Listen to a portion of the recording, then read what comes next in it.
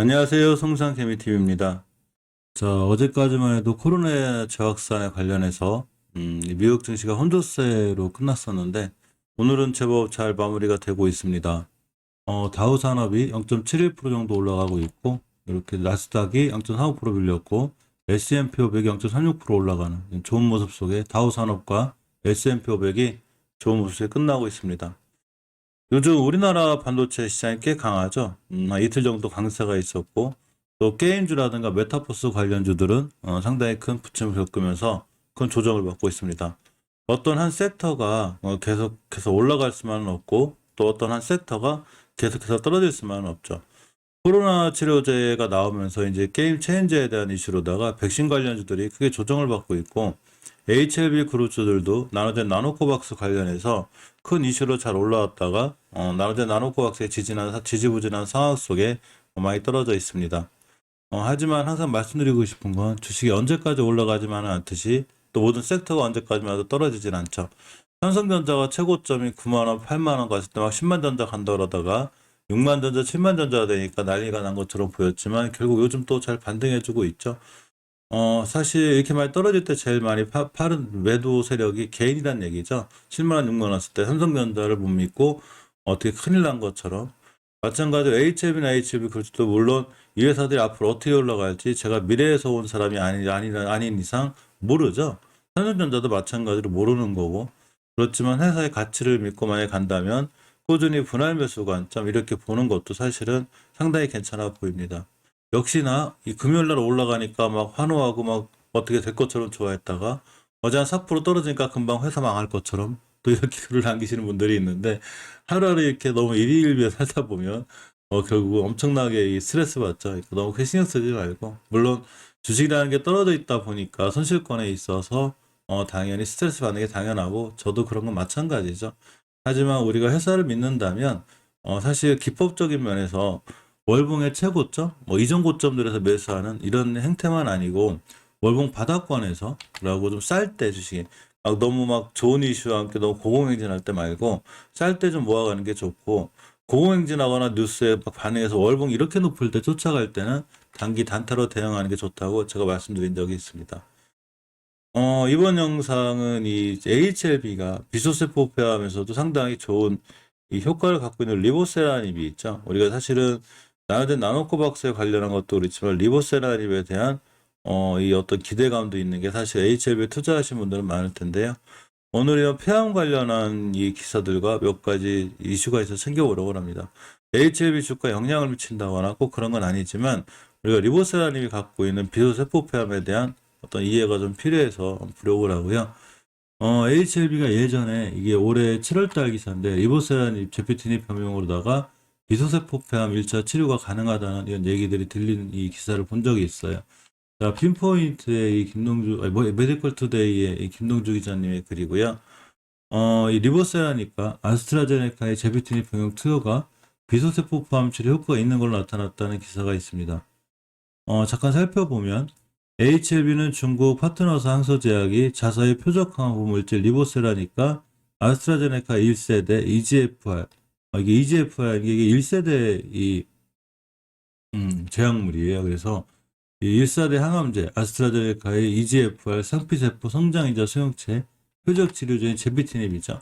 이 폐암 1차 치료 효과를 알아보기 위한 병용투여 임상 3상 결과를 홈페이지를 통해 공개했는데 이번 임상이 기존의 항암치료를 받지 않은 환자 313명을 대상으로 이중맹검, 무작위 배정을 통해 150명에게는 리보세라니까 제비티닙을 병용 투여하고 156명에게는 위약과 제포티닙을 병용 투여하는 방식으로 진행됐다고 그래요. 여기서 이 1차 유효성 지표는 영상의학과 전문가로 구성된 심사위원회에서 집계한 PFS, 무진행 생존기간인데 2차 유효성 지표는 임상의 집계 PF승이라고 그래요. 이 결과 한 명의 환자에서 완전간에 CR이 관찰됐고 1차 평가 지표인 MPFS는 13.7개월로 대조군 10.2개월 대비 환자의 무진행 생존 기간을 획기적으로 개선한 걸로 나타났죠. 그러면서는 표적항암제로 알려진 리보세라니까 또 제프티닙 병용이 비소세포 폐암에 좋은 치료 효과를 가져오는 이런 기능성 가능성을 보였습니다. 사실 이번에 로슈에서 RET 표적항암제 가브레토가 2에서 승인을 받았어요. 물론 우리 리보세라닙도 저렇게 됐으면 좋겠는데 미 위암의 NDA도 좀 신청하고 여러 가지 간암에 대한 그 희귀의약품 지정도 됐으니까 간암 FDA도 좀 통과가 되고 하는 게 HLB에 투자해 놓으신 분들의 많은 바람일 것도 같습니다. 어쨌거나 스위스의 제약사 로슈가 RET 표적항암제 가브레트 이후 승인이 났는데 의학뉴스의 출처 후에 장치 내용을 살펴보면 유럽집행위원회가 RET 이 유전자 변형 폐암 환자를 위한 치료제 가브레트를 조건부 승인했습니다. 스위스 제약기업 로슈는 유럽집행위원회가 가브레트를 이전에 RET 억제제로 치료받지 않은 성인, RET 융합 양성 진해성 비소스포암, 그건 말씀드린 비소스포암이죠. 이 환자의 단독요법으로 조건부 판매 허가했다고 19일 발표했습니다. 이 가브레트는 유럽연합에서 RET 융합 양성 진해성 비소세포 환자의 유자 치료제로서 승인된 최초의 유일한 정밀 의약품이라고 그래요.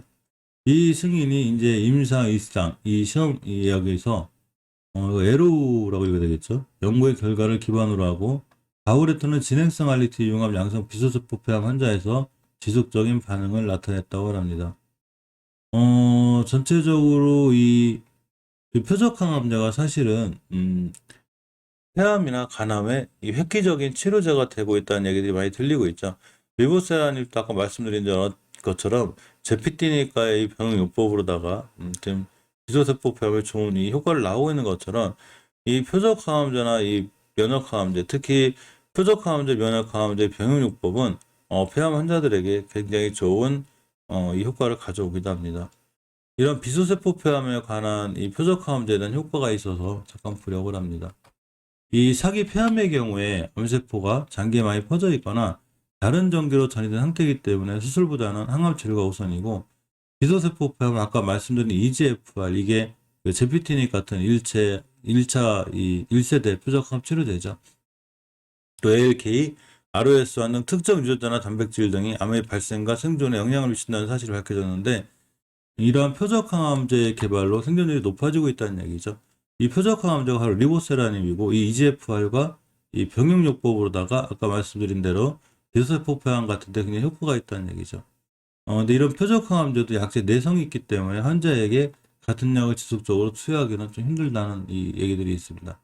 이 가운데 이 사기 폐암 환자도 표적항암제 투여와 수술로 생존율을 높일 수 있다는 연구 결과가 나왔는데, 연세안병원 폐암센터 중형내과 홍민희 교수와 홍보외과 박성용, 박병주 교수 연구팀은 사기 폐암 환자를 포함해 표적항암제를 투여 중인 진행성 비소세포 폐암 환자의 경우 원발암에 대한 수술로 생존율을 높일 수 있다고 16일 밝혔죠. 이 연구가 국제학술지 캔서 세션에 실렸다고 합니다. 그만큼 이 표적항암제에 대한 이런 치료 효과가 굉장히 좋고, 이런 표적항암제를 이용한 비소세포 폐암의 치료는 상당히 앞으로도 이 폐암 환자들이 이제 긍정적으로 생각할 수 있는 부분이라, 리보세라니까 저는 제피티닙의 병용 효과가 좋은 영향을 줄 것도 같죠. 이런 폐암에 대해서 잠깐 살펴보면 저 같은 경우도 이제 담배를 안 피긴 하지만 이 폐암 환자의 10에서 15%가 거의 무증상이라고 그래요. 정기검진이 매우 중요한데 2020년 이 통계청 자료에 따르면 인구 10만 명당 약 160명이 매년 암으로 사망하는 걸로 알려졌고, 사망 원인 3위가 바로 폐렴, 2위가 심장질환이고 1위는 암으로 확인됐죠. 암이죠, 거의 우리 이제 이 사망 원인이. 그 중에 폐암이 사망률 1위고 우리나라뿐만 아니라 전 세계적으로 부동의 1위를 차지하고 있는 만큼 무서운 병이죠. 건강보험 심사평가 자료에 따르면 폐암으로 의료기관을 방문한 환자가 2015년 7만 명에서 2019년 10만 명으로 몇 년새 36%나 증가하고 있고, 향후에도 이러한 증가세가 지속될 걸로 보인다고 그래요. 폐암으로 인한 이제 사망자는 인구 10만 명당 36.3명으로 가장 높은 2인 간암과 위에 거의 2배에 가까운 사망률을 보이고 있습니다. 폐암 진단 후 5년 이상의 생존율이 23.5%로 알려져 있기 때문에 진단이 늦고 치료가 힘들고 생존율 또한 가장 낮은 암이라는 얘기죠.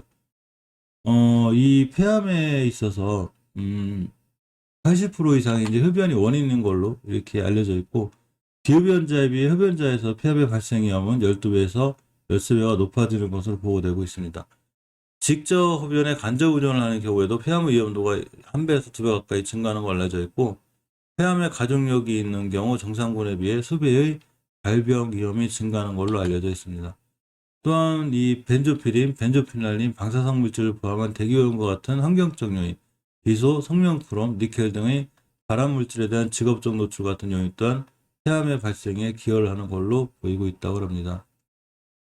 이 폐암 검진 같은 경우 이제 주로 흉부 엑스레이 촬영과 흉부 전사나 단층 촬영과 같은 영상학적 검사를 통해 이루어지게 되고, 검진 수단으로서 흉부 엑스레이 촬영은 크기가 작은 결절이나 단 유리음역의 결절을 관절하기 어렵고 위치에 따라 타 장기에 겹쳐 경관을 구별하기 어려운 경우가 있을 수 있기 때문에 폐암에 대한 선별 검사 목적의 검집은 저설량 흉부 CT가 더 적절하다고 할 수 있다는 얘기들이 있습니다. 이런 이 폐암이 굉장히 고생을 했다가 사실 이런 폐암은 크게 비소세포 폐암, 금방 설명드렸던 비소세포 폐암과 초세포 폐암으로 나뉘게 되는데, 두 암 모두 초기 병기일 경우 수술적 치료를 고려할 수 있고, 진행된 병기의 경우 항암 화학요법, 방사성 치료 등을 이용해 치료를 결정하게 되는데, 최근 도입된 여기서 얘기가 나오죠. 표적항암제와 면역항암제가 바로 특정 타겟을 목표로 한 치료이므로 치료 성적을 높이고 독성과 부작용을 줄이는 등 장점이 있기 때문에 폐암 환자의 치료에 있어서 큰 전환점을 이끌어내기도 했다고 합니다. 이게 뭔 얘기냐면 이렇게 이 표적항암제, 즉 리보세라리 표적항암제죠. 이런 표적항암제와 면역항암제가 바로 굉장히 이런 이 폐암에 대한 치료 성적이라든가 효과를 높이고 있다는 얘기가 됩니다.